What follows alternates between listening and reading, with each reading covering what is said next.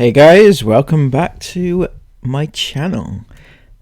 And today we're going to be talking about a very serious topic, and this is one which exemplifies exactly why social media is a problem and certain type of people are a problem. Now, give social media to the wrong people and it can cause huge problems for other people, and that's why we talk about stuff on this channel. So I'm sure by now all of you have heard about the Idaho murders. There's been a ton of people talking about it online, probably people trying to solve the murders, trying to solve the case, and this particular person really takes the biscuit, but in a huge way. This is an account called Ashley Solves Mysteries, and she is a tarot reader. Now, people have been using this type of person, spiritualists and things like that, for a very long time to talk about crimes and try to solve crimes and things like that. But this one, she claims to have solved it. Not only has she solved it, but she knows exactly who's done it and who is guilty. She's very clever. So she has falsely accused somebody over and over and over and over again. On over 100 videos, she has falsely accused the professor of the Idaho University. This is the teacher who potentially had the 4 Idaho students killed. She's the one who ordered the execution. As you can see from here, she may have been a part of LGBTQ community, and she may have dated Kaylee or wanted to. And she continues to go. Even though the police have arrested somebody on suspicion of this crime, she still maintains that it wasn't that person, it was this person that she solved completely by herself, which is very clever. See, now I was under the impression, right, I'm not a tarot person and I'm not really into this type of thing, but tarot readers and spiritual people and that sort of thing, they tend to give ideas about like what might have happened. They give like an insight, but they can't name an actual person. They can't figure it out. They can't figure out the actual person that's done something and how it's done and everything. But this person, she claims to have done so. So according to her, the professor, she had a thing for Kaylee, one of the girls who sadly passed, and she either was in a relationship or wished she was in a relationship with her. But when it didn't work out, and then she saw Kaylee with another girl, she got jealous, and well, not just jealous, but she thought that Kaylee would basically ruin her life. So she hired somebody to commit the crime, to take out 2 of the students.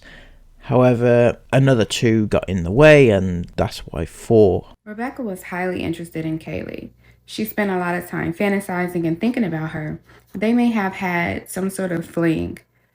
But ultimately, because of stubbornness and inability to see eye to eye, they broke it off. When they broke it off, Kaylee and Madison was seen together, and Rebecca did not like this because she felt that it could cause her trouble. She could get snitched on for dating a student.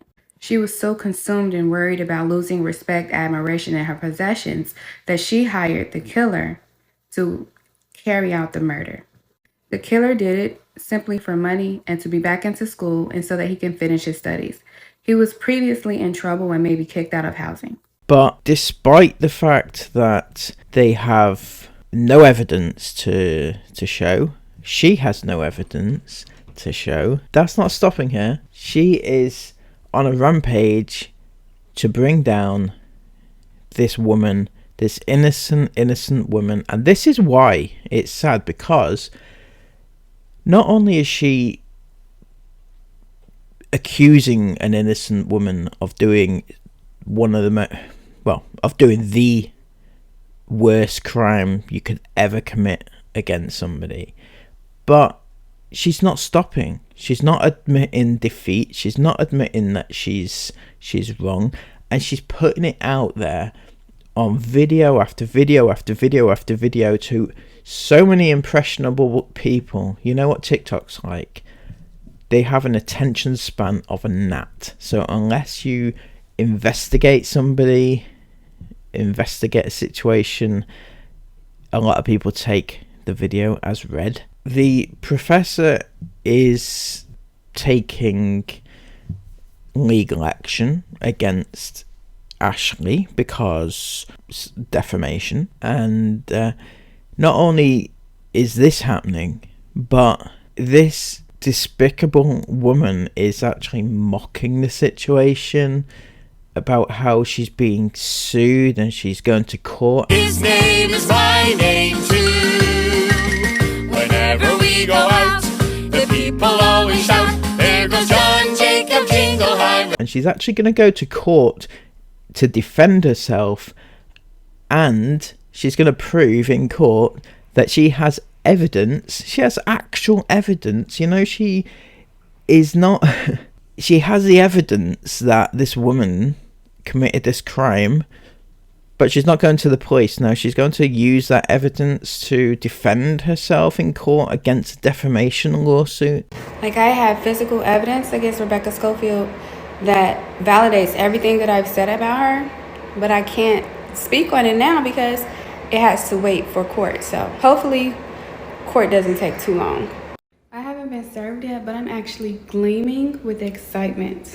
I am going to immediately start planning because I cannot wait to present my ideas in court regarding Rebecca Schofield and her role in the murder of the 4 University of Idaho students.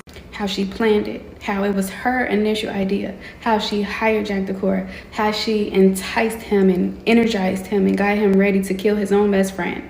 Since they have the inability to understand it, I'm glad it can be me. I'm telling you, this woman is not all there.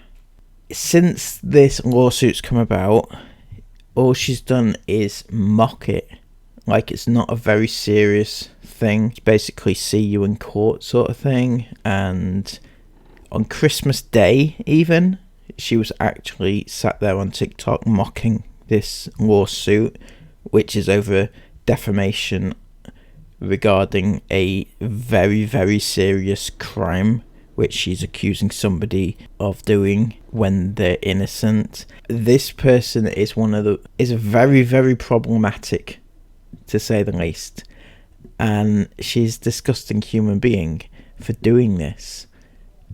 Fortunately, most of the comments I read on most of her videos, people are mocking her for doing this because, you know, she deserves that.